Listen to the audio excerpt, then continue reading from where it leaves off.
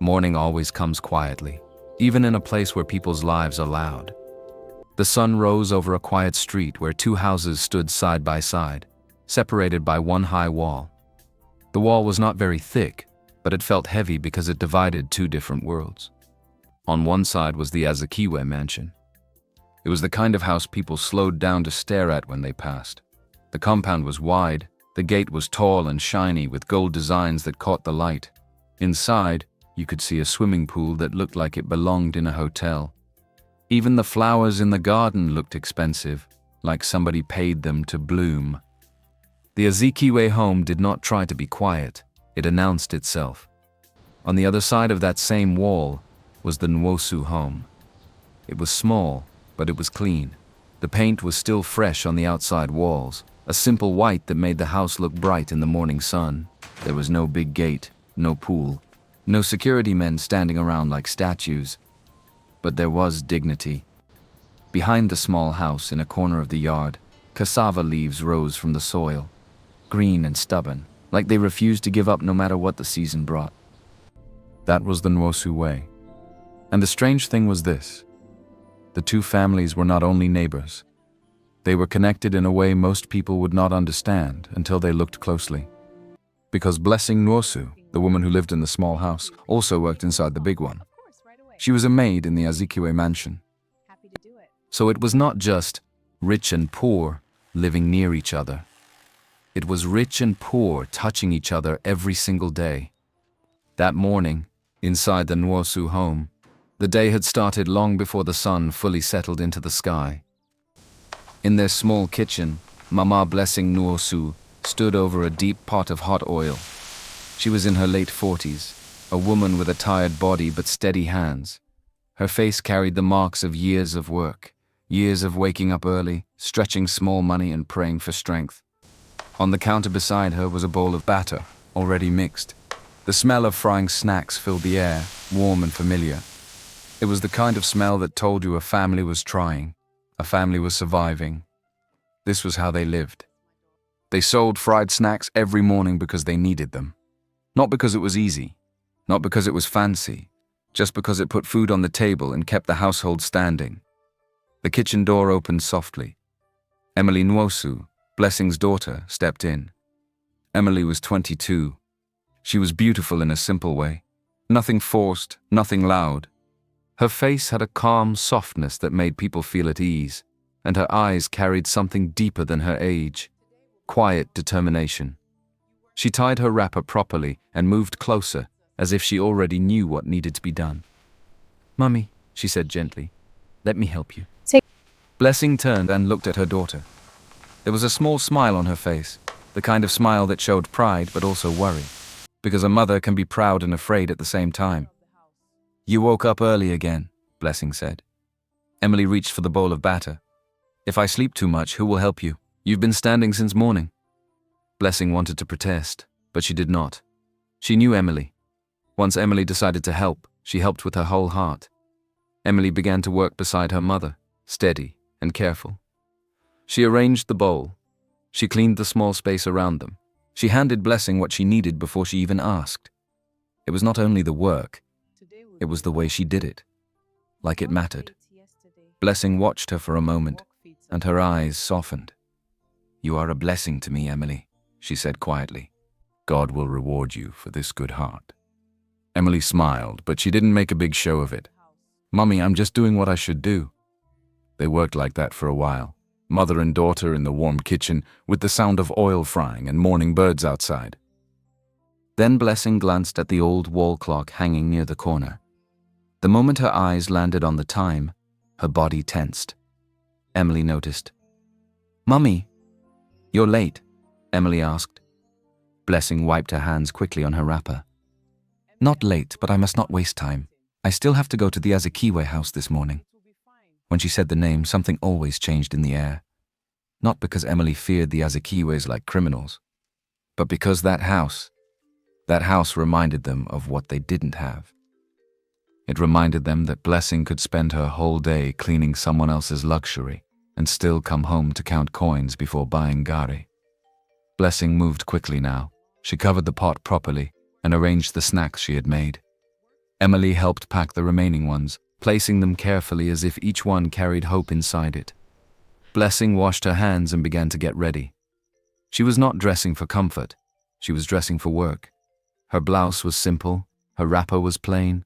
She tied her scarf neatly, not because anyone in that mansion cared about her beauty, but because she cared about her dignity. Emily stood and watched her mother for a moment. "Mummy," she said softly, "don't stress yourself too much today." Blessing paused and looked at her. Then she reached out and touched Emily's cheek with the back of her fingers, like she was reminding herself that her daughter was real. "I will be fine," Blessing said. "Just keep your mind strong and keep your heart clean. That is what will carry you farther than money." Emily nodded slowly. Blessing picked up her small bag and took one last look at the kitchen, the snacks, and her daughter standing there. She stepped toward the door, ready to cross the street, ready to cross the wall again. And as she walked out into the morning, the Azikiway mansion stood on one side, shining like it had no worries in the world, while behind her, the Nmosu home stood quietly, holding its dignity like a secret treasure. 2 homes, 1 wall, and a connection that would soon become impossible to ignore. Blessing picked up her pace as she crossed the street. The morning air was still cool, but her body was already warming up from the weight of responsibility on her shoulders. She did not look left or right. She did not stop to greet anyone. Not because she was proud, but because she had learned something about life. When you are late to a rich person's house, your whole day can turn into trouble. She reached the Azikiway gate. It was tall, smooth, heavy, the kind of gate that made you feel small even before you entered. Blessing did not go through the main entrance. She turned toward the side, to the place people rarely looked at. The staff entrance. It was a smaller door cut into the wall, plain and quiet, like it was not meant to be noticed. Blessing knocked lightly, and when it opened, she stepped inside with the same carefulness she carried every day. The compound greeted her like a different country. The ground was tiled, clean, shiny tiles that did not forgive dirt. A gardener was already trimming flowers with small scissors, as if even the leaves needed to behave. The air smelled of fresh grass and an expensive air freshener. Blessing swallowed. In her own house, the kitchen was small, the floor was cement. They cooked with what they had, and sometimes the smoke from the oil stayed in the curtains for days. But here, everything looked like it was made to impress. She walked farther in, heading straight to the back area where staff worked. "Good morning," she greeted quietly as she passed another worker. "Good morning, Mama Blessing," the woman replied. Blessing only nodded. She did not talk too much in this house. Talking too much could bring attention, and attention, in a place like this, could become a problem. She tied her scarf tighter and began her chores. First, she swept and mopped the back corridor, moving like someone who had done it 1,000 times. Then she moved into the main kitchen, wide, bright, with cupboards that looked like they cost more than her entire rent. She arranged plates, wiped surfaces, and set things straight. She did not rush, but she did not waste time either. Blessing kept her head down and focused. She knew how it worked. One small mistake, one broken glass, one wrong look, and somebody could shout at her like she was nothing. Or worse, they could replace her without blinking. In this kind of house, staff were easy to change, like light bulbs. She was not just living beside the Azikiways. She was serving in their home, and she had no choice but to survive inside it. Upstairs, in one of the luxury rooms, the day was starting very differently. Sandra Azikiway lay on a large bed that looked too soft for real life. The curtains were thick, keeping the room dim even though the sun was fully out. The air conditioner hummed gently, cooling the room as if heat was an insult. Sandra was 22, the same age as Emily, but everything about her life felt like a different world. She was beautiful, the kind of beauty people noticed quickly. Her skin glowed with careful maintenance, her nails were always done, and even her sleep looked expensive. She stretched lazily and reached for her phone before she even sat up. She scrolled through her screen with half-open eyes, moving from one post to another, as nothing mattered beyond what she could see online. A soft knock came at her door. "Madam Sandra," a young housegirl called politely. Your breakfast is ready." Sandra did not answer. The girl stood there for a second, then spoke again, a little louder, still respectful. "Madam, your breakfast." Sandra continued scrolling, as if the voice was not even in the room. Downstairs, another voice rose, sharp, impatient, used to being obeyed. "Sandra!" someone shouted from the living room. "It's already morning! Your saloon appointment is in 1 hour." That was Susan Azikiway, Sandra's mother. Susan was the kind of woman who always looked put together. Even at home, she carried herself like somebody important. Her voice had a command in it that did not allow excuses. Sandra finally sighed and tossed the phone lightly on the bed like it had offended her. "Mummy, I'm coming," she called out, dragging the words. Then almost immediately she added with irritation, "I need time to choose what to wear." She stood up slowly, walked toward her wardrobe and pulled the doors open. Clothes were arranged neatly. Bags, shoes, dresses, all lined up like they were waiting to be chosen. Sandra stared at them like a judge. "I can't be caught looking cheap," she muttered to herself, loud enough for the house girl outside to hear. She picked up one outfit, dropped it back and picked another. Her mind was not on breakfast. Her mind was on appearance. Because in Sandra's world, looking rich was not just a style. It was a duty. And downstairs, while Sandra took her time choosing outfits like it was the most serious thing in the world, Blessing continued wiping counters and arranging plates quietly, doing her best to remain invisible in a house that had everything, while her own home struggled to hold on to simple peace. 2 young women, same age, 2 different mornings, and a wall between them that could not stop fate from finding its way through. Blessing stayed behind in the Azikiway mansion, moving from one chore to another like a shadow. But across the wall, life did not pause. As soon as her mother left, Emily packed the snacks they had made that morning and headed out. The tray was not heavy, but the meaning behind it was. It was the kind of hustle that did not announce itself. It only showed up every day and tried again. Her small snack stand was nothing fancy, just a simple space at the market where people could stop, buy, and move on. Still, it mattered. It helped them pay for food. It helped them breathe. When Emily arrived, some familiar faces were already there. "Emily, good morning," one woman called out. "Good morning, Ma," Emily replied warmly, smiling as she arranged her things. People liked Emily, not because she begged them to, but because she treated everyone with respect, whether they bought 1 snack or 10, whether they were rich-looking or struggling like her. She greeted the old men. She greeted the women selling vegetables. She greeted the children running around with small coins in their hands. And because she was kind, kindness often returned to her. One woman in particular always watched her with a motherly eye. Her name was Auntie Teresa Eze. Auntie Teresa was a vegetable seller who had been in that market for many years. People respected her because she was honest and straight to the point. She was the type that did not insult you behind your back. If she had something to say, she said it to your face. That morning, as Emily served a customer, Auntie Teresa leaned closer and spoke quietly. "My daughter," she said, "I have been wanting to ask you something." Emily turned toward her. "Yes, Auntie Teresa?" Auntie Teresa's eyes were serious, but not unkind. "You finished university," she said. "Why are you still doing this? Why are you still coming to the market every day to sell snacks?" Emily did not feel offended. She had heard the question before, and she knew it did not come from mockery. It came from concern. She wiped her hands lightly and answered simply, "Auntie," she said, "education doesn't stop me from helping my family." Auntie Teresa studied her face. Emily continued, her voice calm. "My mother works hard. My father tries. I cannot sit at home because I have a certificate. Honest work is not shameful."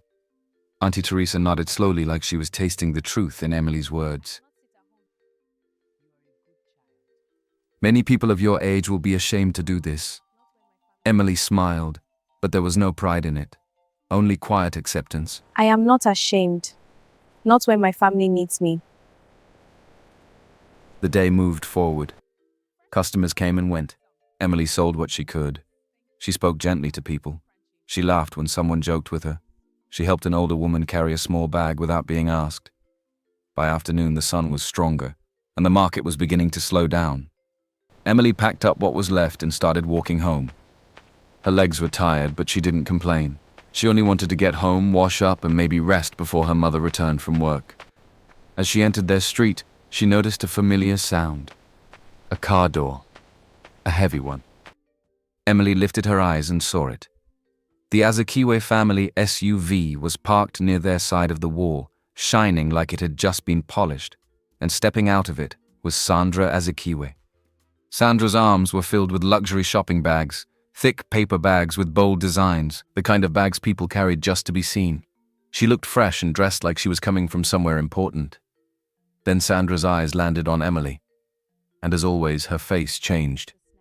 That look Emily knew too well appeared: mockery, confidence, and enjoyment. Because this was not the first time.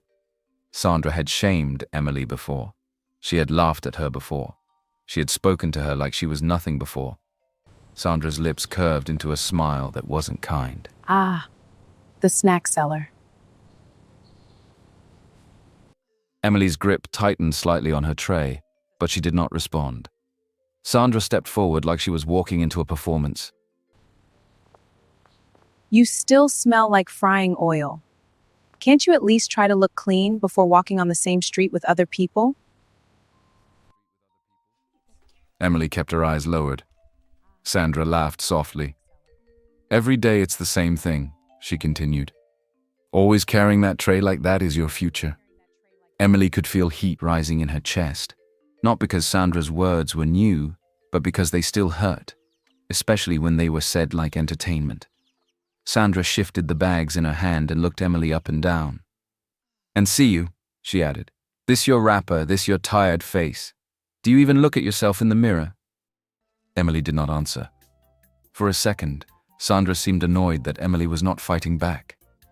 Then she leaned closer, lowering her voice just enough to make the next words cut deeper. Your mother is still washing plates in our house. Tell her to wash them well. We don't like stains. Emily's throat tightened. That one was not just an insult to her. It was an insult to her mother, the woman who woke before sunrise, the woman who worked in 2 places in one day, the woman who entered that mansion quietly and still came home tired. Emily felt the sting behind her eyes, but she did not allow tears to fall. She blinked once, steadying herself. Sandra waited, expecting a reaction. But Emily said nothing. She simply adjusted the tray in her hands and walked past Sandra, quietly and carefully, the way her mother had taught her. Because her mother always said, silence is better than useless fights. And as Emily walked away, Sandra stood there with her expensive bags and her expensive pride, smiling like she had won something. But Emily kept moving. Not because she was weak, because she was holding herself together. And sometimes that takes more strength than shouting back. She kept walking until she reached their little gate. Her hands were steady, but her chest felt tight, like something heavy was sitting there. She entered the compound quietly, set the tray down, and went straight inside. The house was calm, but her mind was not. Sandra's words kept replaying in her head, not because they were true, but because they were cruel. Your mother is still washing plates in our house. Emily washed her hands and sat for a moment on the edge of the small sofa in their living room. She told herself not to cry. Not because tears were shameful, but because she did not want to waste her strength on someone who enjoyed hurting people. A little later, Blessing returned from the mansion. Her shoulders dropped the moment she entered, like she had been holding herself up all day and only now remembered she was tired. She greeted Emily softly and went to wash up. Emily looked at her mother and felt something deep inside her. Anger, sadness, love, all mixed together. She wanted to tell her. She wanted to say, Sandra insulted you again. But she held it back. Her mother already carried too much. That evening passed quietly. They ate simple food. They spoke about small things. Blessing asked Emily about the market. Emily answered gently, leaving out the part that would add pain to the day. Then night came. The kind of night where families sit close to their television, not because they are relaxing, but because they want to feel connected to something bigger than their worries. In the Nwosu home, the TV was not large. The sound sometimes cracked, but it worked. Blessing turned it on and sat down beside Emily. When the national broadcast began, the room became still.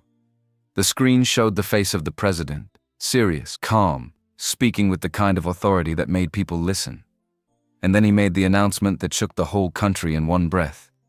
He said there would be a grand masked ball, a special event where young women would be invited to meet his only son. His son's name was Daniel. The president explained that Daniel wanted to marry, and instead of choosing based on appearances or family background, he wanted to meet women in a way that removed first impressions. That was why the ball would be masked. No one would be judged by their looks, their clothes, or their status. The invitation was open to women between the ages of 18 and 30, rich or poor, educated or not. What mattered most, the president said, was the heart. Emily felt her mother's hand tighten slightly around her own as they listened. Blessing's eyes were wide, not with greed but with shock, like she was trying to understand if what she was hearing was real. Emily sat quietly, her face calm but her mind moving fast. A masked ball. The president's son. A chance for women like her to enter a place they would normally only see on television. When the broadcast ended, the room stayed silent for a moment. Blessing exhaled slowly. Emily looked at her mother and gave a small, unsure smile as if to say, "Can you believe this?" But before they could speak much, voices rose beyond their wall. Because at that same moment, inside the Azikiway mansion, the announcement did not land gently. It landed like fuel. In the Azikiway living room, Susan Azikiway was already on her feet the moment the president finished speaking. Her eyes lit up like she had been waiting for an opportunity like this all her life. Do you hear that? Do you hear what the president just said? Yeah? She turned toward her husband, Richard Azikiway, who sat back with a calm smile. Richard did not jump up like Susan. He only smiled slowly, the kind of smile that showed he was already calculating. "This is our chance," he said. Susan's excitement grew. "Our chance," she repeated. "Richard, this is more than chance. This is power. If Sandra marries Daniel, do you know what that means?" Richard's eyes narrowed slightly, thoughtful. "It means we will not just be wealthy," he said. "We will be untouchable." Susan nodded hard, like she was agreeing with a plan that had already formed in her head. Sandra must marry him. She must. Richard leaned forward, his voice low but confident. "We will do everything," he said. "Everything that is needed." Susan began pacing, already thinking of gowns, cameras, attention, headlines. "She will have the best dress," she said. "The best jewelry, the best entrance. People must look at her and know she belongs there." Richard's smile stayed. "We will secure her position," he said, "no matter what it takes." And upstairs, in her luxury room, Sandra was still scrolling on her phone, unaware that her parents had just decided her future like it was a business deal. While next door in the small Nwosu house, Emily sat quietly beside her mother, still smelling faintly of the day's hustle, listening to the same announcement. Two families had heard the same message, but they heard it differently. One heard a blessing, the other heard a ladder, and both were already stepping toward it. The night did not end with the president's announcement. It only started something. Inside the Azikiway mansion, Susan and Richard kept talking long after the television went silent. Their voices moved from excitement to planning, from planning to certainty, like they had already seen the future and simply needed to arrange it. But next door, Emily, that in the ball, Norsu home, would you like to go? the mood was different. It was quiet. Not the kind of quiet that came from fear, but the kind that came from thinking. Blessing sat on the sofa with her wrapper pulled close around her body. The work of the day was still on her face. Her hands looked tired. Even her eyes looked tired. Emily sat beside her, her back straight, her thoughts heavy. For a few minutes, they only listened to the sound of the night, faraway voices, a dog barking, the soft hum of electricity. Then Blessing turned toward her daughter. "Emily," she said gently, "that ball. Would you like to go?" The question came softly, like Blessing was careful not to put pressure on her. Emily blinked. She had not expected her mother to ask it out loud. "Mummy," she said, almost immediately, "how can I go? We don't have money for those kinds of things." Blessing nodded slowly, like she expected that answer. Blessing knew how much things cost. She knew what people wore to events like that. She knew the way the world treated women who entered rich places without looking rich. Emily added quietly, even transport alone will be a problem. And clothes. And everything. Blessing sighed, her eyes dropping to her lap. She looked like she wanted to say more but didn't know where to start. That was when a voice came from the corner of the room. Emily. Emily turned. Her father, Ben Nwosu, had been sitting quietly on a small chair, repairing one of his old tools.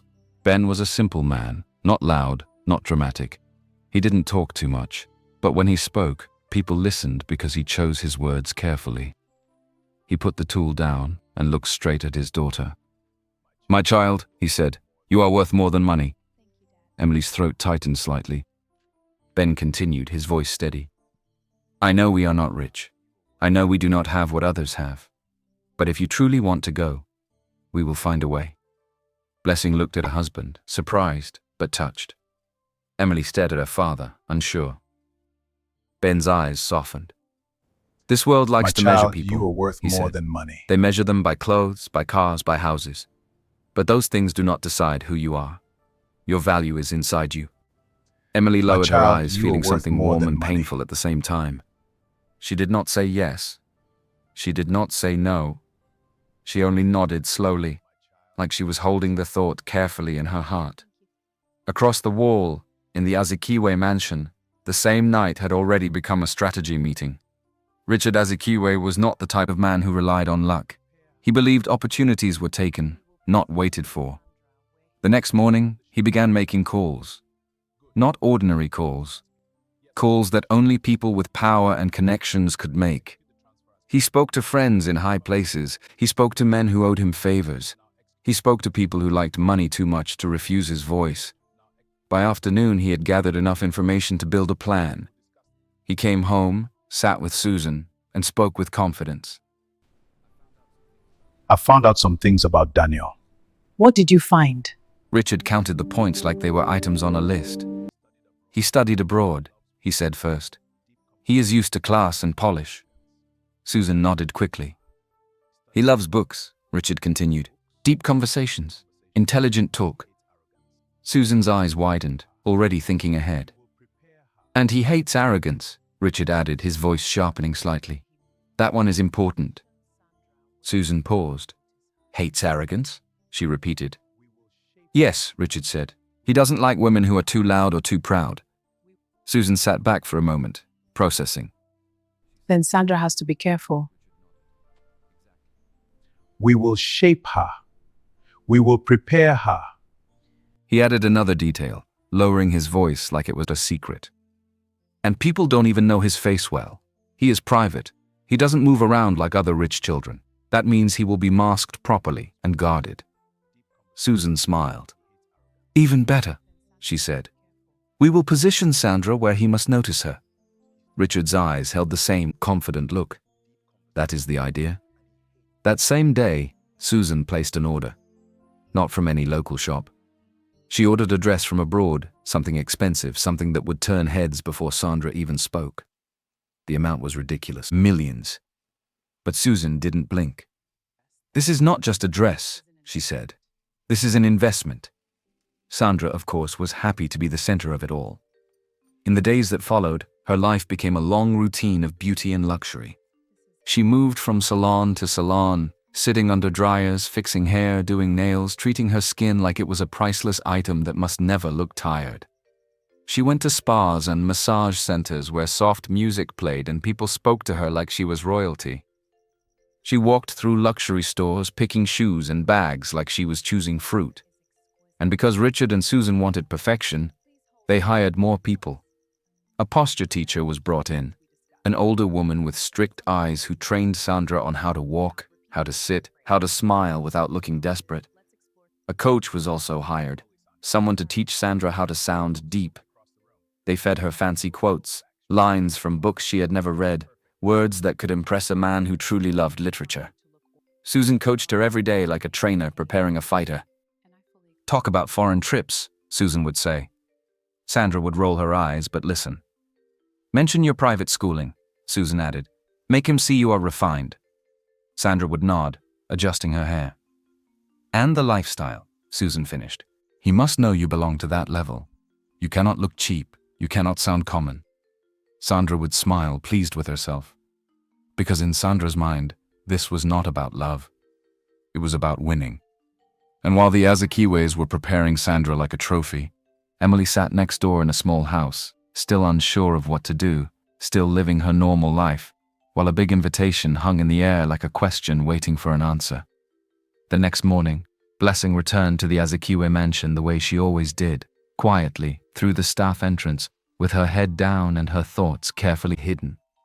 The house was already awake, not because anyone was cooking or cleaning, but because preparation had started.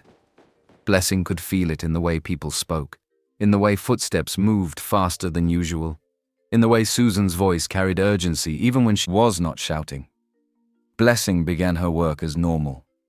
She swept, she wiped, she arranged things that were already arranged. She moved through the back corridor and into the main part of the house with the careful steps of someone who knew she did not belong there, no matter how many years she had worked inside it. As she cleaned near the sitting room, she heard voices. Susan Azikiway was talking to someone. Blessing could not see them properly from where she stood, but she could hear enough. Susan's voice was firm, the kind of voice that did not accept maybe. "I don't want Sandra to look ordinary," Susan said. "Everything must be perfect. Her image is everything. People judge what they see first." A softer voice replied, polite, professional. Blessing guessed it was one of the tutors Susan had brought into the house. Someone paid to teach Sandra how to move and speak like a woman who believed the world was hers. Susan continued. She must walk into that place and make people turn their heads, not because she is noisy, but because she looks like she belongs there. Blessing paused for half a second, her cloth still in her hand. Then she continued wiping, as if she had not heard anything. Not long after, she heard Richard's voice from another room, lower than Susan's, but sharper. "Yes," Richard said into his phone. "Place her where he must pass. Strategic placement. He has to notice her before anyone else." Blessing's stomach tightened. Strategic placement. It sounded like they were planning for a business deal, not a marriage. Blessing did not speak. She did not ask questions. She did not go home to repeat what she heard. She simply carried it inside her like a stone and whispered a prayer in her heart. "God, please, protect my daughter." Because she knew something most people did not know. She had seen how seriously the Azikiways were preparing. She had seen Sandra's arrogance up close, and she knew rich people did not like to lose. While Blessing cleaned the Azikiway mansion, Emily's morning was unfolding differently. Emily still didn't care about marrying Daniel. The truth was simple. She did not wake up dreaming of power. She did not sit at the market imagining herself in a palace. She only wanted peace, a good job one day, and a life where her parents would not suffer so much. But the neighborhood had its own mind. People loved Emily. They loved her because she was kind without pretending, because she greeted people properly, because she helped children with schoolwork even when she was tired, because she treated old people with respect, like they were her own family. So when the president announced the ball, many people saw it as more than a party. They saw it as a chance for Emily. Not just to marry a president's son, but to be seen. To stand somewhere people like her were usually not allowed to stand. That morning, as Emily was at home, someone knocked at their door. It was Auntie Teresa. Auntie Teresa entered with purpose, holding a neatly folded piece of wax fabric in her arms like it was something sacred. Emily stood up quickly. "Auntie Teresa, good morning." "Good morning, my daughter," Auntie Teresa replied, and her eyes went straight to Emily's face. Then she brought out the fabric. Emily's breath caught. The wax was beautiful, rich pattern, bright but tasteful, the kind of cloth that could turn into something special if the right hands touched it. "Auntie," Emily began, already shaking her head. Auntie Teresa lifted her hand to stop her. "I did not bring this here for you to argue with me," she said.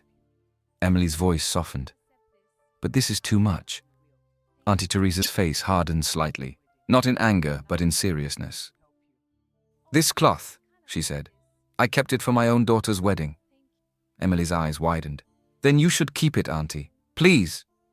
Auntie Teresa stepped closer. Emily, listen to me, she said. For years you have helped my children with their schoolwork. You sat with them when I was too tired. You never asked me for money. You never made me feel ashamed. Emily's eyes filled. Auntie Teresa pushed the fabric into her hands. Now it is my turn, she said. You will go to that ball. Emily's tears fell before she could stop them. No, Auntie Teresa, I can't take this, she whispered. You will take it, Auntie Teresa replied firmly. Sometimes help is not something you reject. It is something you accept with gratitude. Blessing's husband, Ben Nwosu, watched quietly from the side, his face full of emotion. And just when Emily thought that was the end of it, another visitor arrived. An older man walked into their compound slowly, holding a measuring tape around his neck. This was Papa Maurice Okonkwo. Papa Maurice was the tailor everyone in the neighborhood respected. He was old, but his eyes were sharp. His hands were steady. People said he could sew a simple cloth and make it look like something meant for a queen. He greeted them and went straight to the point. I heard you were going to the ball, he said, looking at Emily. Emily wiped her face quickly. Sir, they are only encouraging me. I don't even know if I should go. Papa Maurice nodded once. You will go, he said simply, and I will sew your dress. Emily's mouth opened slightly. Papa Maurice, we cannot pay. He lifted his hand. You will not pay, he said. Blessing's voice trembled. Papa Maurice. He turned to her gently. This girl has been good to people, he said. Let people be good to her too. Then he looked back at Emily. I will make it simple, he said, but it will be elegant, something that reflects what is inside you. Not noise, not show, just beauty with meaning. Blessing covered her mouth with her hand as tears rushed into her eyes. For the first time in a long time, she felt surrounded, supported, like the world had not completely forgotten them. These people, she whispered to Ben, they are our real family. Emily stood there holding the wax cloth, her shoulders shaking slightly as she cried. Auntie Teresa touched her arm. You are not going for yourself alone, she said softly. You are going for all of us that believe in you. That night, Blessing sat down slowly, her tired face softening with emotion. Then she looked at Emily with a seriousness that came from experience. My daughter, she said, it will not be easy. Emily nodded. I know, Mummy. Blessing hesitated and then added carefully, I have seen how Sandra is preparing. I heard things today. They are taking it very seriously. Rich people do not like to be defeated. Emily held her mother's hand. Mummy, she said gently, I'm not going there for attention. I'm not going there to compete. Blessing watched her. Emily continued, her voice steady. I'm going because people believe in me. I want to make them happy. I want to honor their kindness. That is all. Blessing's eyes filled again. She pulled Emily into her arms and held her tightly, like she was trying to protect her from a world that could be cruel. Outside, the Azikiway mansion was preparing with money and strategy. Inside the Nwosu home, they were preparing with love and community. And Emily, for the first time, made a decision. She would go. Richard Azikiway treated the whole matter like a project that must succeed. He did not rely on chance. He did not believe in maybe. If something could be controlled, he wanted it controlled. A few days before the ball, he got more information from his contacts. He learned that Daniel would be heavily masked and closely protected. Not just by ordinary security, but by men trained to keep people away, trained to stop anyone who tried to get too close. When Richard heard that, he did not panic. He smiled. Because to him, it meant one thing. The movement of Daniel would be planned. And if Daniel's movement was planned, then Richard could plan around it too. That same evening he made a call. Not to a friend. To someone inside the planning team of the ball. Someone who had access. Someone who liked money. Richard spoke calmly, like he was discussing something normal. There is something I need, he said. A small favor. The person on the other end hesitated, but Richard did not stop. He mentioned an amount. A thick amount. And suddenly, the hesitation became agreement. By the time Richard ended the call, the deal was done. One of the organizers had been bribed, and Sandra would be placed at a strategic entrance, a spot where Daniel must pass, whether he liked it or not. Richard leaned back in his chair, satisfied. Now, he murmured to himself, he will see her first. Susan Azikiway was just as involved. If Richard handled the plan, Susan handled the performance.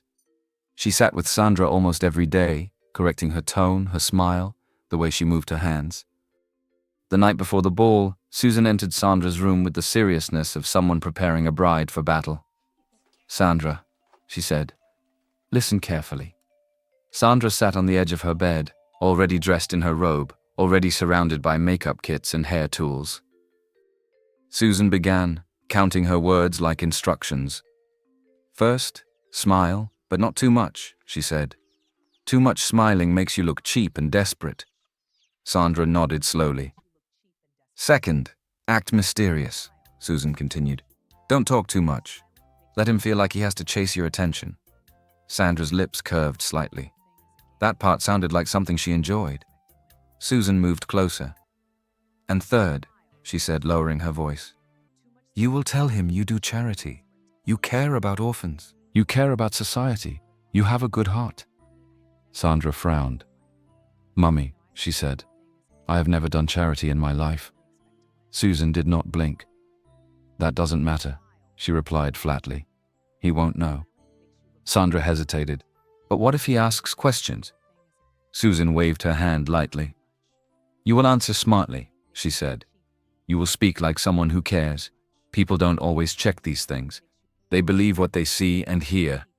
Sandra gave a small nod, still unsure but not brave enough to argue.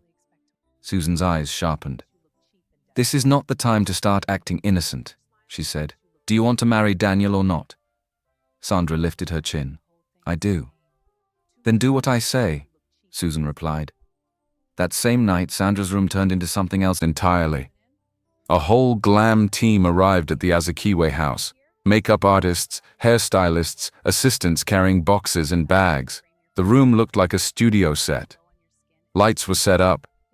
Brushes were arranged like surgical tools. Hair products lined the table. Everyone moved around Sandra as if she was a celebrity preparing for a red carpet event. Sandra sat in the middle of it all, calm and confident, enjoying the attention like it was her natural environment. Outside her door, Susan watched with satisfaction. "This is how a future presidential wife should look," she murmured. Next door, the Nwosu home was quiet. No studio lights. No makeup team. No assistants rushing around. Just love, patience, and small hands doing their best. Emily stood inside their small bathroom, wearing a simple cloth wrapper as her mother prepared her. The bathroom was narrow. The mirror was small. The light was not bright. But Blessing worked carefully, like she was handling something precious. She parted Emily's hair gently, smoothing it with her fingers. Emily's eyes met her mother's in the mirror. Blessing's hands were steady, but her face showed emotion she was trying to hide. Slowly, she gathered Emily's hair and styled it into a sleek high ponytail, neat and beautiful. The kind of hairstyle that made a woman look graceful without trying too hard. A knock came at the door. Auntie Teresa stepped in, followed by two other women from the neighborhood. They carried small gifts, not expensive but meaningful. One of them opened her palm and revealed tiny white beads. "Emily," Auntie Teresa said softly, "we brought something to add to your hair." Emily's eyes softened. Blessing carefully slid the beads into the ponytail. Not too many, just enough to shimmer gently when light touched them. It was simple, but it was beautiful.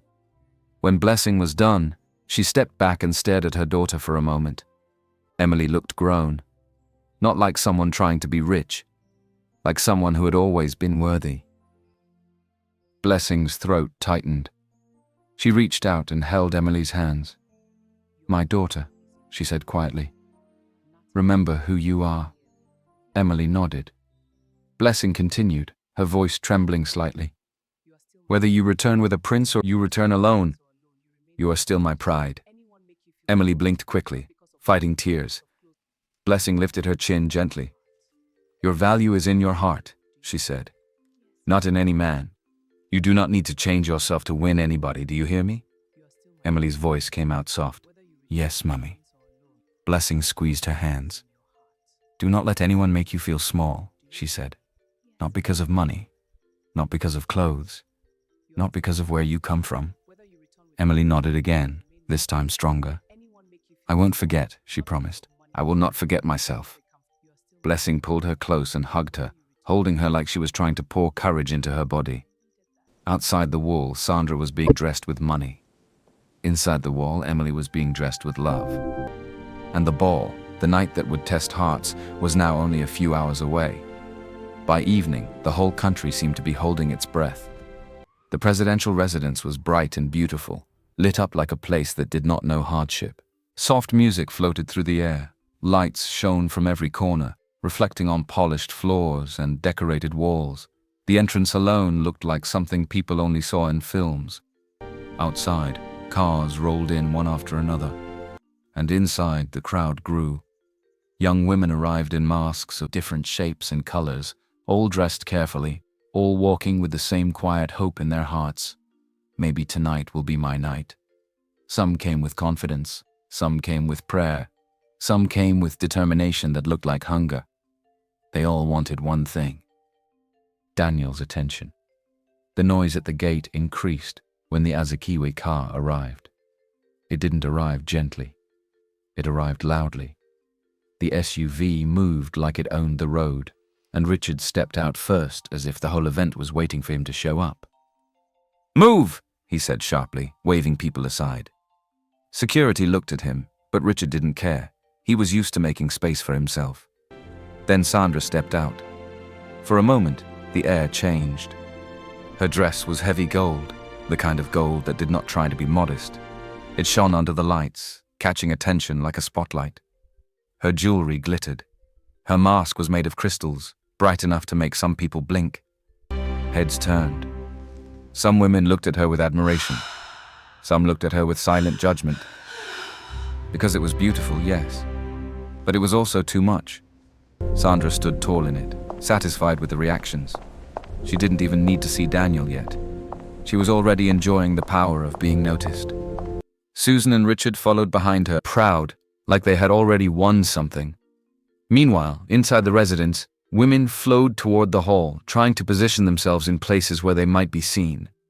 Sandra moved with purpose, scanning faces, scanning suits, scanning every masked man like she was trying to find the one person she came for.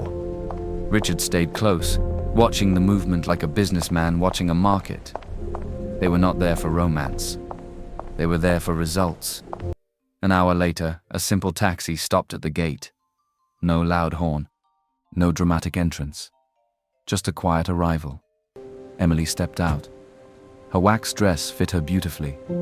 It was elegant without shouting. The cut was modern, but the fabric still carried tradition. Her mask was simple, made with care, sitting lightly on her face and drawing attention to her calm eyes. She looked around as she walked in, and for a moment she forgot herself. The place was too bright, too polished, too perfect. Emily did not rush into the crowd. She didn't know how to compete in a place like this, and she wasn't even sure she wanted to. So she stayed quiet, walking close to the side, watching people like someone observing a world she didn't fully understand. It was beautiful, yes, but it was also intimidating. Then near the main staircase, something happened. A woman, an old woman, slipped. It was not a dramatic fall, but it was enough. Her small bag flew from her hand and opened on the floor, a few items scattered on the polished tiles. For a moment, the music continued and people kept moving. Women walked past her as if she was part of the floor. Some glanced down and kept going. Some didn't even look, because the old woman did not look like one of them. She wasn't dressed as elegantly as the guests. She looked simple, almost like she didn't belong there. And in a place where everyone was trying to catch Daniel's attention, nobody wanted to waste time on someone who looked unimportant. Sandra saw the woman. She looked at her briefly, then turned away like the woman was a disturbance. She muttered under her breath, loud enough for a few nearby people to hear. "Poor old people should stay at home," she said, "instead of coming here to constitute nuisance to society." Then she kept walking, her dress brushing the floor like she was too important for human problems. Emily heard it, and something inside her tightened. Before she could even think, her feet moved. She rushed forward. "Madam," she said, kneeling immediately. She didn't care about her dress. She didn't care that people could be watching. She didn't care that she was here for a ball. She helped the old woman sit up gently. "Are you okay?" Emily asked, her voice full of worry. "Did you hit your head? Are you feeling pain?" The old woman looked up slowly, surprised. Emily quickly began picking up the items on the floor, small things that had spilled from the bag. She gathered them carefully and placed them back inside. Then she helped the woman stand. "Come," Emily said softly, "let me take you to a seat." She guided the woman to a chair close by, sitting her down with care like she was her own mother. "Please," Emily said, leaning closer, "tell me where you feel pain. I can call a doctor. We can even go to the hospital if you want. I can take you." The old woman's eyes warmed. She studied Emily's face like she was trying to read something deeper than the words. Then she smiled, slow and gentle. It was not the smile of a random guest. It was the smile of someone who had just seen something rare. "Thank you, my child," the woman said softly. Emily still looked worried. "No, madam," she insisted. "We should call a doctor. You fell. You might be hurt inside even if you don't feel it yet." The old woman shook her head lightly. "You are kind," she said. "Very kind." Emily stood up halfway, still ready to call for help. But the woman reached out and held her hand. "Tell me your name," she asked. Emily hesitated. "My name is Emily, Ma." The woman nodded slowly, still smiling. Emily tried again, more urgent. "Please, let me call someone. I don't want anything to happen to you." The woman's voice became calm and firm. "No doctor," she said gently. "Your presence is enough." Emily froze slightly, confused. The woman patted her hand like she was calming a child. "Sit with me for a moment," she said. "Just sit." Emily sat, still uneasy. The old woman looked around at the crowd, at the masked women, the shining dresses, the hungry eyes. Then she looked back at Emily and spoke quietly. "You were ready to leave all this," she said, "and take me to the hospital." Emily swallowed. "It's just a ball," she replied softly. "Your health is more important." The old woman's eyes widened slightly, as if she had not expected such a simple answer. What nobody knew, what Emily could not even imagine, was that this woman was not ordinary. She was Madame Florence Adeyemi, the president's mother, disguised, watching, observing the young women who wanted to marry her son. But nobody in that hall knew that. To everyone else, she was just an old woman who fell. And that was the whole point. Madame Florence looked at Emily again, this time with something like shock and admiration mixed together. She had seen many beautiful women, but she had not seen many hearts like this. So as the music continued and people rushed past them chasing their own dreams, Madame Florence sat quietly beside Emily, listening to her, studying her, and holding on to the one thought that mattered most. She kept Emily's hand in hers for a moment longer, as if she didn't want to let go of the feeling Emily had brought into her heart. Emily still looked worried. "Madam, are you sure you're fine?" she asked again, her eyes searching the older woman's face. Madame Florence nodded gently. "I'm fine, my child. Thank you." Emily exhaled slowly, but she still didn't relax completely. She sat close, ready to stand up again if the woman suddenly felt dizzy. The music in the hall continued, soft, smooth, flowing like it didn't know anything serious had just happened. Around them, women moved in groups, laughing too loudly, scanning the room, leaning close to masked men, hoping to be noticed. But Emily stayed where she was. Her mind was not on who was watching her. Her mind was on the woman beside her. What Emily did not know was that someone else had been watching too. From a short distance away, a masked young man stood quietly, dressed in a simple but perfectly tailored suit. Nothing about him shouted wealth, yet everything about him looked expensive. He had been surrounded earlier. Women had circled him like they were afraid he would disappear. Some tried to guess his identity. Some tried to force conversation. Some laughed at jokes that weren't funny just to keep his attention. But he had not been paying attention to any of them. because his eyes had caught something that mattered more than flirting. He had seen the old woman fall. He had seen people ignore her. He had seen Sandra look at her with disgust and walk away. And he had seen Emily, quiet Emily, rush forward without thinking twice. He watched her kneel, watched her pick up the scattered items, watched her offer to take the woman to the hospital like the ball meant nothing compared to a human life. And in that moment, something in his chest shifted. The young man took a slow step forward, then another, until he stood close enough to speak. Madame Florence looked up first. Her eyes met his, and a small knowing smile touched her lips. Emily looked up too. The man's mask hid part of his face, but his eyes were clear, deep, calm, and strangely familiar in the way they held attention. He bowed his head slightly, polite. "Mademoiselle," he said gently, his voice controlled, "would you honor me with a dance?" Emily blinked, startled.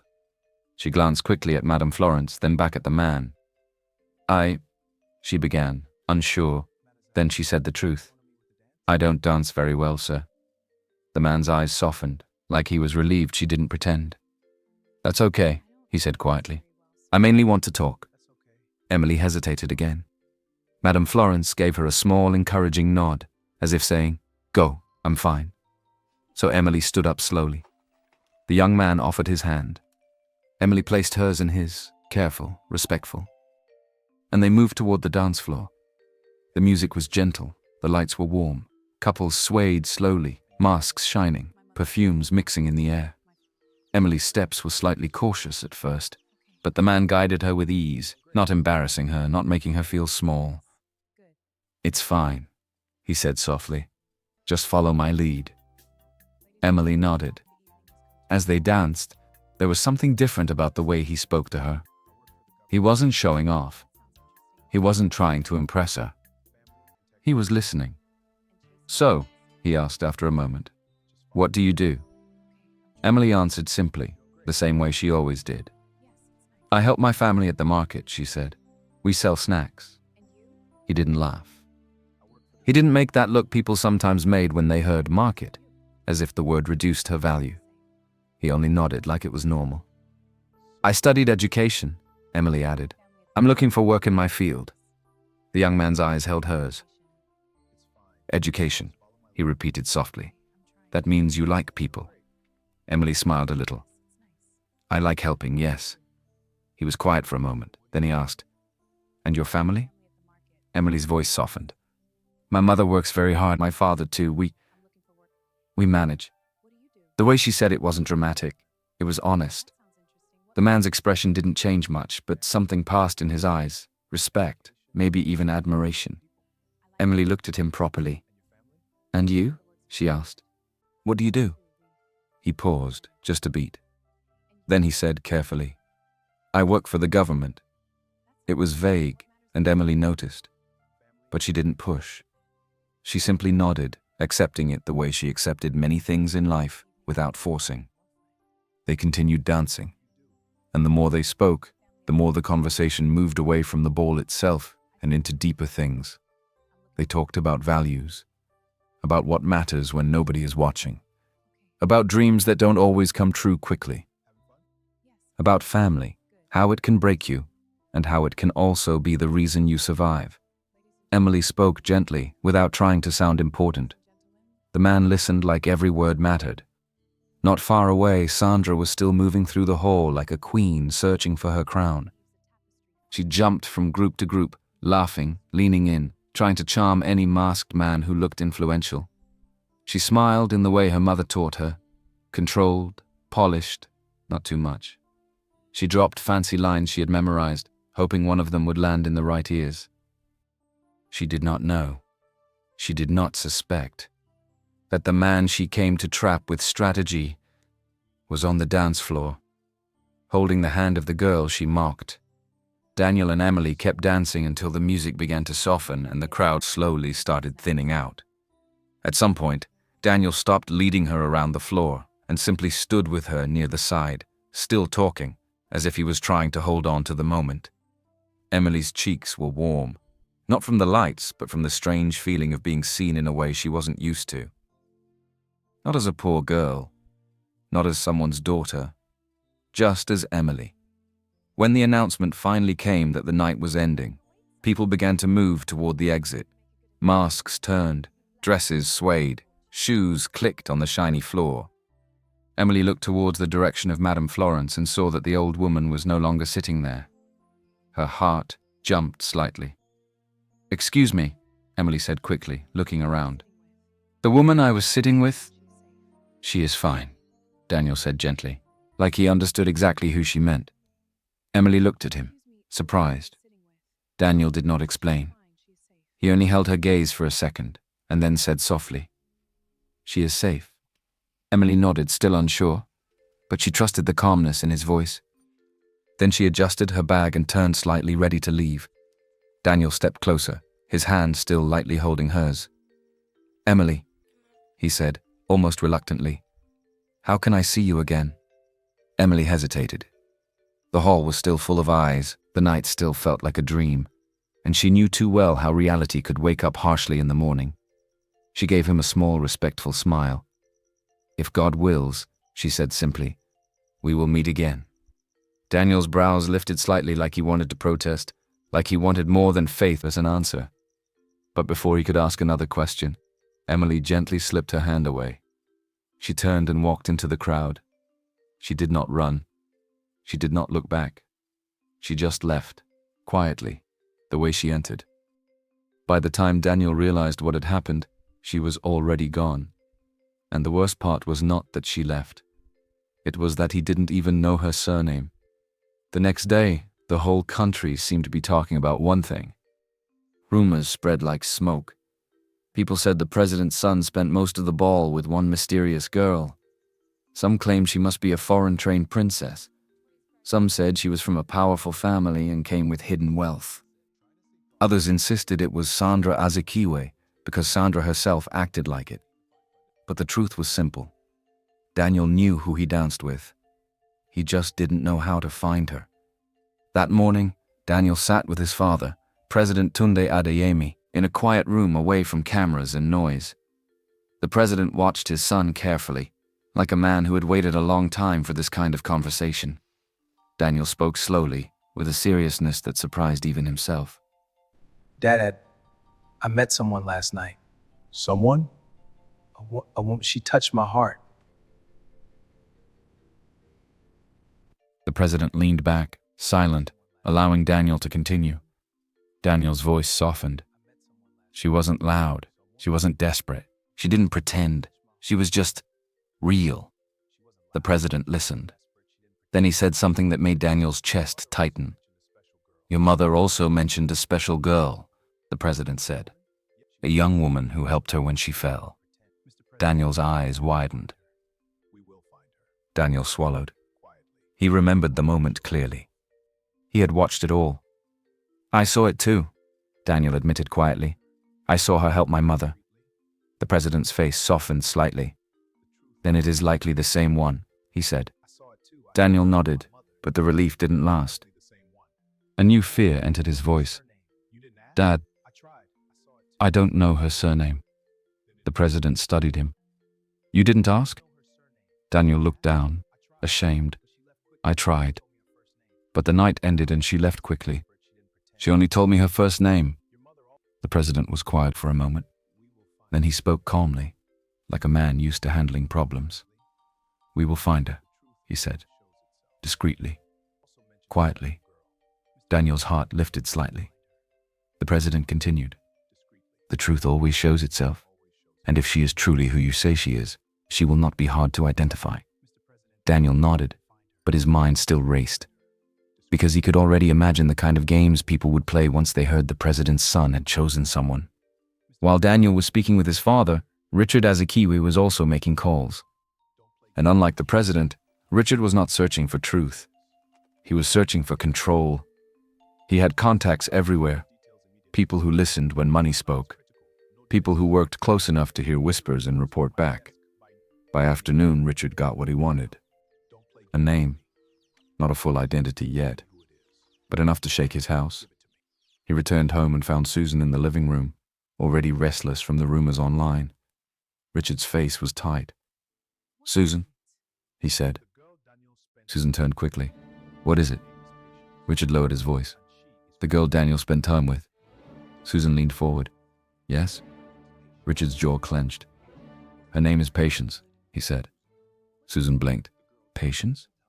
Richard nodded once. And she is from our neighborhood. For a second, Susan did not understand. Then her eyes widened like she had been slapped. No, she said sharply. Not that one. Richard didn't answer immediately, but his silence confirmed everything. Susan's mouth opened slightly. That poor girl next door, she whispered, almost choking on the words. The poor maid's daughter, the pauper who sells items on the street. Her voice rose with every sentence, not because she was surprised, but because she felt insulted. Richard's face hardened. We can't let poor people win against us, he said coldly. We can't allow them steal our chance. Susan stood up, shaking her head like she was trying to reject reality. This is impossible, she said. Sandra prepared. We spent money. We planned everything. Richard's eyes narrowed. Then we plan again, he said. Harder. Susan looked at him, breathing fast. Richard's voice dropped lower, dangerous with certainty. That girl will not stand in our way, he said. Not after everything. And on the other side of the wall, Emily was at home, living her normal life, not knowing that her simple kindness had just turned her into a target. Richard did not waste time. Once he heard that the girl Daniel was looking for was from their neighborhood, his pride turned into anger. And when Richard was angry, he did not shout and forget it. He planned. Quietly. Like someone arranging a trap. He started moving around, not with police or officials, but with envelopes. Money. Fresh notes packed neatly, enough to tempt people who were tired of suffering. He went from house to house, choosing the kind of neighbors who liked gossip, the kind who complained about hardship every day, the kind who could be bought with just small help. When he sat with them, he spoke like a man offering opportunity. Investigators will come. When they ask questions, this is what you will say. You will say Emily is a liar, a bad girl, stubborn, disrespectful. He didn't stop there. You will tell them she has a very bad attitude, he continued, that she pretends to be humble, but she is stubborn and disrespectful. Some people hesitated. Richard slid the envelope closer. And you will say Sandra was the one who helped the old woman at the ball, he added. That Sandra is kind, charitable, the type of woman the president's son should marry.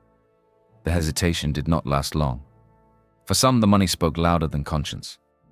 They nodded. They promised. They accepted the envelopes like they were receiving blessings, not shame. But not everyone could be bought. When Richard approached Auntie Teresa Eza, she didn't even let him finish his sentence. She stood in front of her door, her arms folded, her eyes sharp. So this is what you are doing now? She asked. Buying mouths? Richard forced a smile. Madam Teresa, don't be emotional, it's just small talk. Just help your neighbor. Auntie Teresa cut him off. My neighbor is Emily, she said firmly. Not you. Richard's smile dropped. Auntie Teresa continued, her voice rising. That girl has helped my children when I had nothing. She has been respectful. She has been kind. And you want me to lie against her because your daughter wants power? Richard's face tightened. Auntie Teresa pointed at his envelope like it was dirt. Carry your money and go. I will not eat blood money. You will regret this, he warned. Auntie Teresa didn't flinch. I have lived long enough to know what regret looks like, she said. Go. When Richard tried the same thing with Papa Maurice Okonkwo, he met an even stronger wall. Papa Maurice stood outside his small tailoring shop, his measuring tape still hanging around his neck. Richard spoke smoothly, offering money, offering persuasion. Papa Maurice listened until Richard finished. Then he spat lightly to the side, not at Richard's body but at the idea. You want me to betray that girl? Papa Maurice asked, voice calm but deadly. Richard's jaw clenched. Old man, don't make this hard. Just say what you're told when they come. Papa Maurice stepped forward slightly. Emily is a good child, he said, and I am not a hungry dog that follows any hand that throws bone. Richard's eyes flashed. You think your stubbornness will save you? He asked. Papa Maurice's eyes held his without fear. I have survived poverty, Papa Maurice said. I will survive your threats too. Richard's voice dropped into something colder. You are making enemies you can't fight, he warned. Papa Morris didn't move. And you, he replied quietly, are creating a problem you cannot buy your way out of. Richard walked away, angry but not defeated. He didn't need everybody. He just needed enough people to confuse the truth. Inside the Azikiway mansion, Blessing was still working, still cleaning, still trying to remain invisible. But that week, something felt different. The house carried a restless energy. Susan was always on the phone. Richard's footsteps sounded heavier. Sandra was either filming herself or staring at her screen like her life depended on it. Blessing noticed bits and pieces. One day, while wiping the dining table, she overheard Richard speaking to someone. Make sure they talk, he said. Let them say she is a bad girl. Let them spoil her name. Blessing froze for half a second. She? Her heart began to beat faster. Later that same day, Blessing heard Susan complaining loudly. Imagine! That poor girl next door wants to steal Sandra's chance. Blessing's hand trembled slightly as she held the cloth. Next door? Poor girl. Blessing swallowed hard. Then she heard another line that made her stomach drop. I've already started paying people, Susan said. Let them talk. Blessing's eyes stung. Paying people? To talk against my daughter? But why? Her throat tightened with fear. Blessing returned to the back kitchen quietly, pretending she had heard nothing. She did not argue. She did not confront them. She only whispered prayers under her breath. God, please cover my child. Please cover me too. Meanwhile, Sandra was already acting like the ball had ended in her favor. She started posting online like a queen announcing her crown. I'm the chosen one, she wrote. Watch and see. I will become First Lady. She posted edited pictures, fake photos made to look like she was dancing with Daniel. The man's face was unclear, but Sandra didn't care. People would share it. People would talk. Rumors would grow. And that was the goal. Her friends commented with excitement. Some people congratulated her. Some people doubted. But Sandra enjoyed it all, because attention, to her, was power. On the other side of the wall, Emily returned to her normal routine. She woke up early. She helped with the snacks. She went to the market. She greeted people warmly. She served customers with respect, as if nothing special had happened. But inside her, something had changed. She carried the memory of the ball like a small light in her heart, not as a fantasy, just as a moment where someone treated her like she mattered. And even though she expected nothing, her eyes sometimes drifted into silence, as if she was remembering a voice, a look, a calm hand guiding her on the dance floor. Blessing noticed. One evening, after returning from the mansion, Blessing watched Emily arrange things quietly in the kitchen. Her daughter looked different. Not proud, not loud, just thoughtful. Blessing finally asked gently, Emily, you have been quiet since that night. I met someone. She admitted softly. Blessing's chest tightened. Who? Emily shook her head. I don't know who he truly is, she said. He said he works for the government. He was different. Blessing studied her daughter's face. Emily's voice dropped even lower. He was kind, Mummy, she said. He listened. Blessing felt fear crawl into her heart, not because kindness was bad, but because she knew this world. A world where rich people played games. A world where poor people were easily crushed. She held her daughter's hand tightly and said nothing. But in her mind, her prayer became stronger. Because now she understood. Something had started. And the Azikiways were already trying to destroy it before it could grow. Blessing did not sleep well that night. She lay on her mattress with her eyes open, listening to the quiet sounds of the house. Emily was asleep beside her, breathing softly, unaware of how heavy her mother's thoughts had become. Blessing kept thinking about the things she had heard in the Azikiway house. The bribing, the lies, the way Susan spoke about her daughter like Emily was not human. And even though Blessing had tried to remain calm, one fear kept returning again and again. What if people believed them?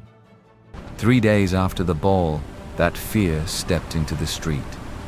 A group of official vehicles arrived in the neighborhood. Not the kind that came to greet people. The kind that came to ask questions. Men in formal shirts, serious faces and notebooks in hand moved from house to house. Some wore ID cards.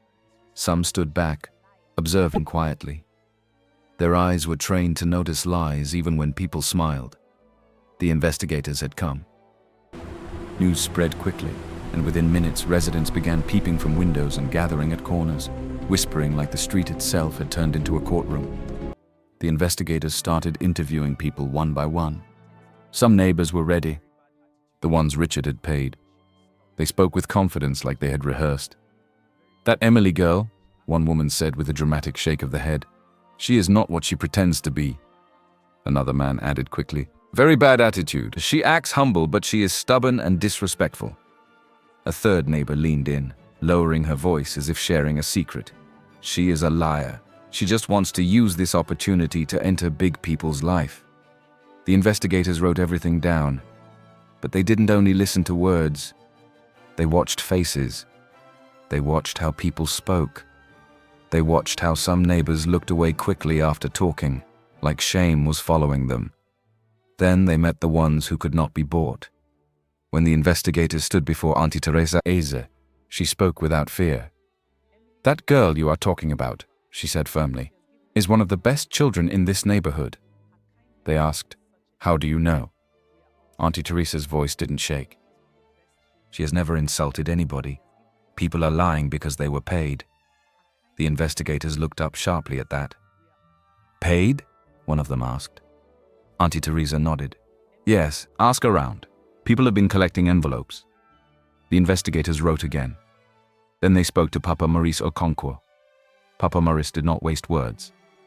"I know what truth looks like," he said, "and I know what dirty money sounds like. Emily is not the girl they are describing." He pointed lightly down the street. "Some people here will sell their mouths for money," he said, "but not all of us." As the questioning continued, the investigators began to notice something clear. The stories did not match. One group spoke like they were reading from the same script. Another group spoke from experience. Small details, real moments, contradictions started to show like cracks in a wall. By the end of their street interviews, the investigation had narrowed. The search was no longer a wide net. It was now focused on two names. Two young women, Emily Nwosu, Sandra Azikiway. And so the investigators went to the Azikiway mansion. At the Azikiway home, Susan welcomed them with a smile that was too perfect. The sitting room looked staged. Everything was shining. Even the air smelled like perfume. Susan spoke first, confidently.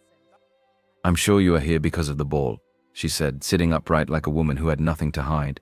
"It was my daughter Sandra who helped the old woman." Sandra sat beside her, dressed neatly, her posture controlled, exactly how her tutors had taught her. She smiled gently. "Yes," Sandra said. "I've always loved helping people, especially the elderly. I care about society. I have a soft heart." The lead investigator looked at her carefully. Then he asked, calmly, "So you helped her near the main staircase?" Sandra nodded quickly. "Yes," Susan added. "We raised her well. Charity is part of her nature." The investigator didn't argue. He simply opened a file on his lap. "Madam," he said to Susan, "we have CCTV footage from the residence." Susan's smile froze slightly. The investigator continued, his voice firm. "And we also have confirmation from Madam Florence Adeyemi herself." That sentence landed like a slap. Susan blinked. "Confirmation?" The investigator nodded. "We showed her several photographs," he said. "Different girls from the hall, different angles. And she identified the exact girl who helped her." Sandra's throat moved as she swallowed. Susan forced a laugh. Maybe she was confused. The investigator shook his head slowly. "She was not confused," he said. "She picked the girl confidently, more than once." Richard Azikiway, who had been quiet, finally spoke. "This is nonsense," he said sharply.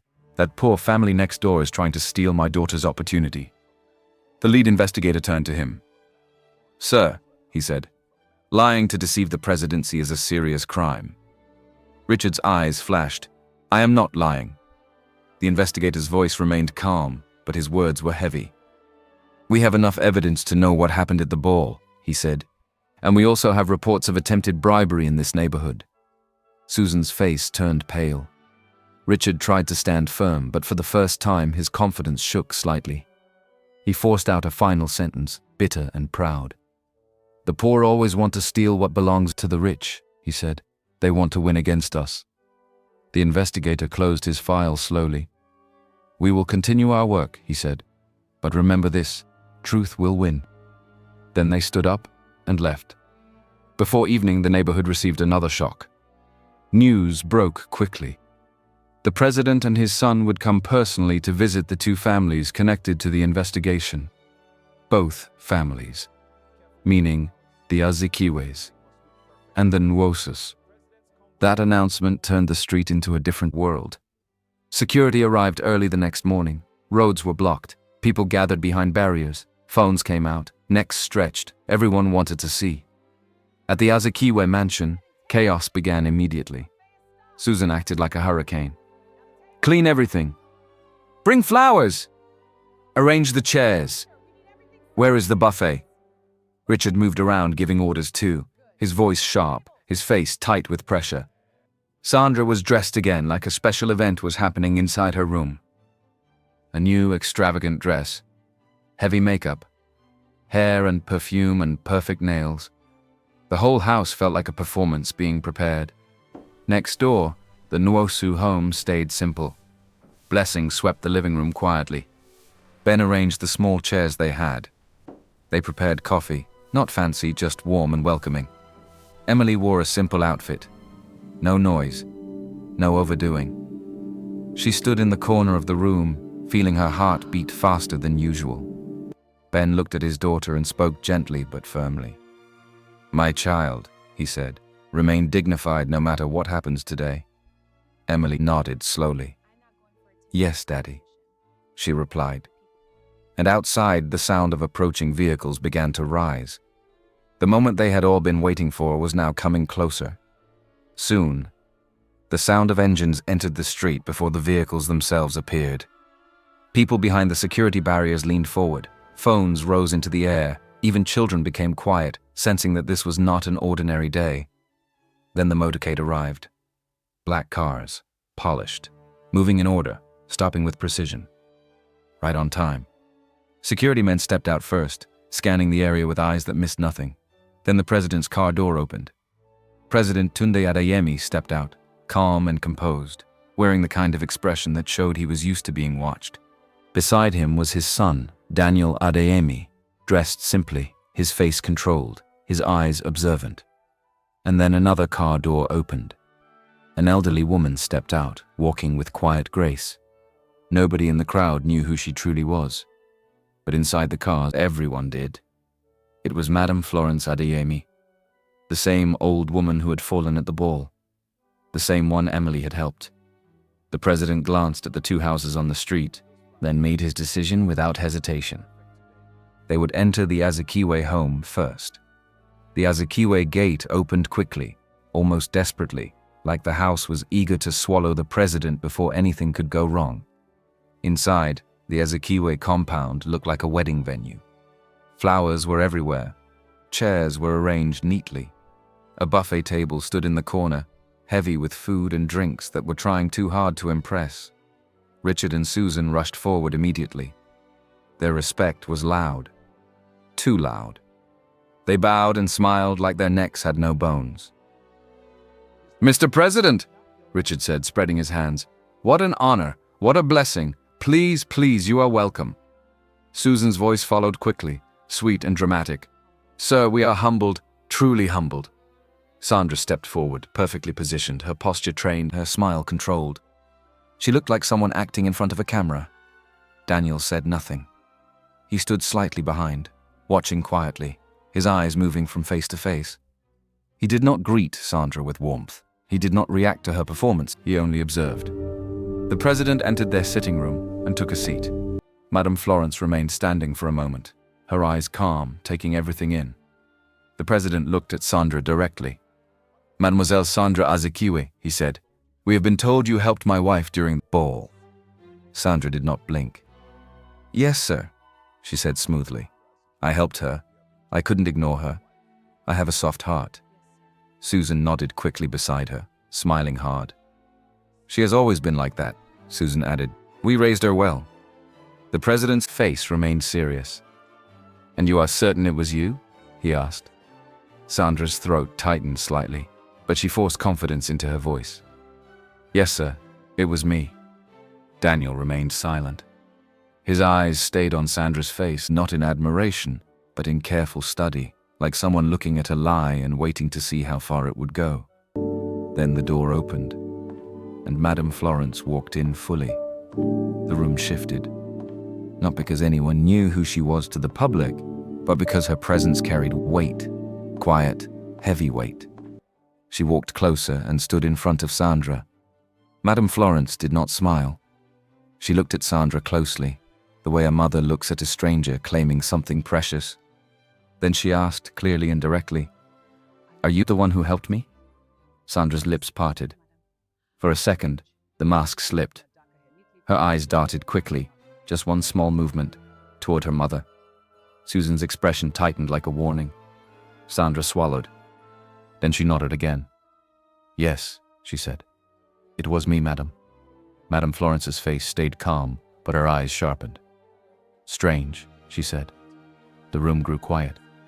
Madame Florence continued slowly, her voice firm, carrying details like stones. "The young woman who helped me wore a traditional wax outfit and had darker hair," she said. "Neatly packed. She did not look like she was coming to compete." Sandra's fingers curled slightly at her sides. Madame Florence added, "She spoke to me about working at the market with her mother." Sandra's face strained. The lie was breaking. Susan's smile froze completely. Madame Florence looked at Sandra one last time and said quietly, "You are not her." Sandra's lips trembled, but she said nothing. She could not even find the strength to defend herself properly. Richard stepped forward quickly, desperate to turn the situation. "Mr. President," he said sharply, "that girl next door is a manipulator. She has planned this. She wants to steal my daughter's opportunity. She has been deceiving people with fake humility." The president lifted his hand. Richard stopped talking immediately. The president's voice was steady, but hard. "Mr. Azikiway," he said, "we know more than you think." Richard's face tightened. The president continued. "We know about the bribery attempts," he said. "We know you moved around this neighborhood giving money to people to speak against another young woman." Susan's mouth opened slightly, but no sound came out. The president didn't stop. "And we have also discovered issues in your business," he added, "including corruption and tax fraud." Richard's legs weakened.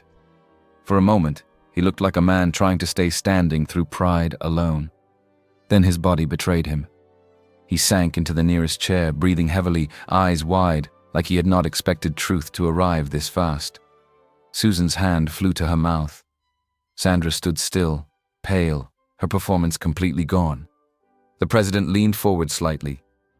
"Legal action will follow," he said firmly. "This matter will not end here." Richard tried to speak, but his mouth couldn't form the words. The president turned his attention to Sandra. "Mademoiselle Sandra," he said, "lies and manipulation are not what we are looking for." Sandra's eyes filled, but not with regret, more with shock and humiliation. The president stood up. Daniel stood too, still quiet, his expression controlled. He did not look at Sandra with anger. He didn't even look at her with joy. He simply looked away, like she was no longer important. Madame Florence turned and began walking out. The president followed. Security opened the door. And just like that, the first house was left behind. The Azikiway mansion, full of flowers and buffets, suddenly looked empty, because no amount of decoration could cover disgrace. Outside the gate, the crowd whispered loudly as the motorcade moved again, slowly, deliberately, toward the second house, toward the Nwosu home. The motorcade stopped in front of the second house. The noise outside was still loud, people whispering, security men shouting instructions, phones raised in the air. But inside the small Nwosu home, everything felt quiet, like the house itself was holding its breath. Ben Norsu stood beside his wife, his face steady, though his eyes showed the tension he was trying to hide. Blessing's palms were slightly damp. Her heart beat hard against her chest. She kept adjusting her wrapper as if it could calm her nerves. And Emily stood there, silent. Her simple outfit clean and modest. Her face was calm, but her stomach was turning. Then the knock came. Not loud, but firm. Blessing moved first. She opened the door respectfully, her voice shaking slightly as she greeted them.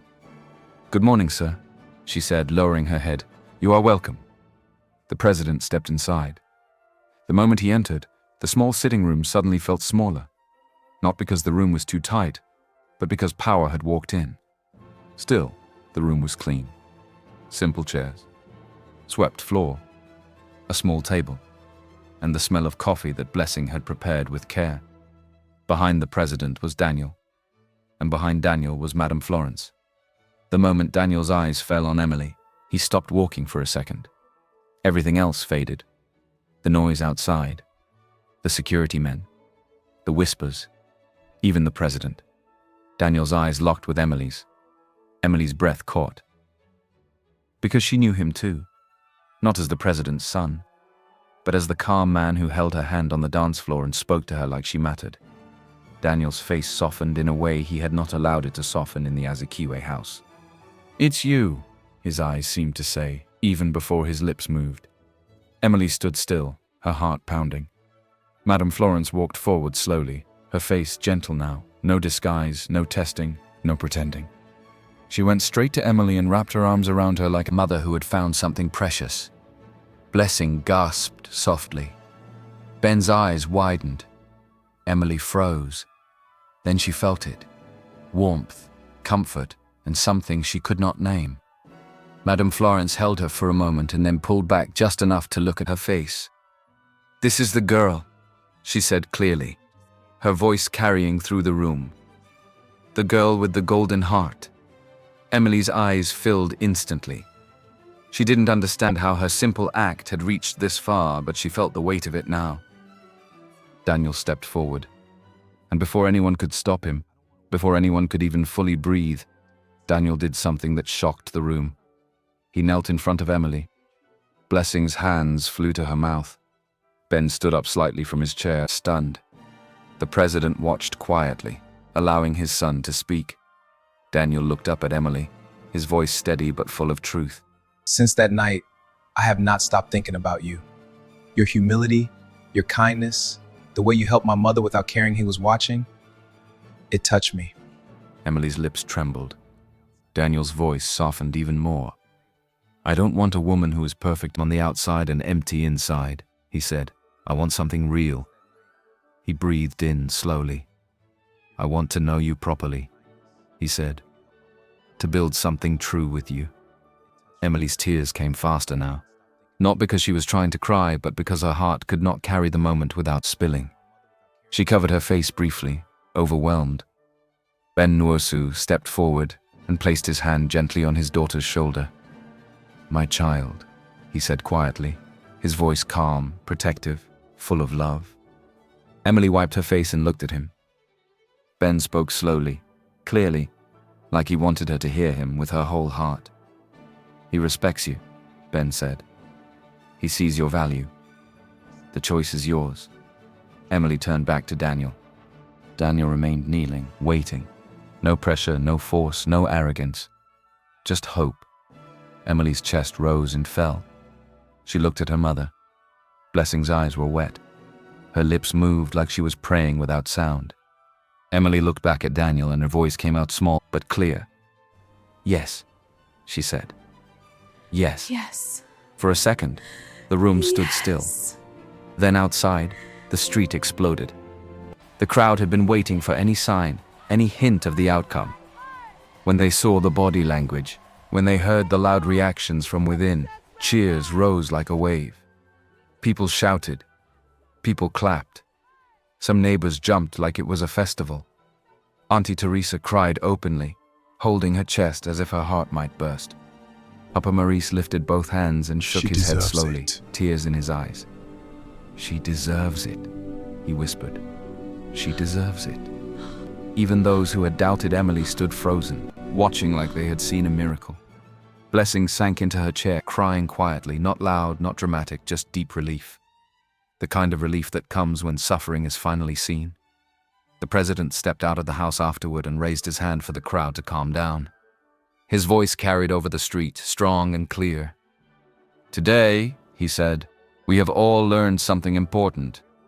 People fell silent. He continued, "Real wealth is not houses, cars, or money. It is character. It is kindness. It is integrity." He looked back toward the Norsu house and nodded once. "This young woman," he said, "is the kind of person society should celebrate. Not because she is poor, not because she is lucky, but because her heart is right." The crowd murmured, emotional. Then the president said the final words that stayed in the air long after the motorcade was gone. "The heart will always defeat packaging." And on that street, between two homes divided by one wall, everyone finally understood that the things people mock today can become the very things the world honors tomorrow.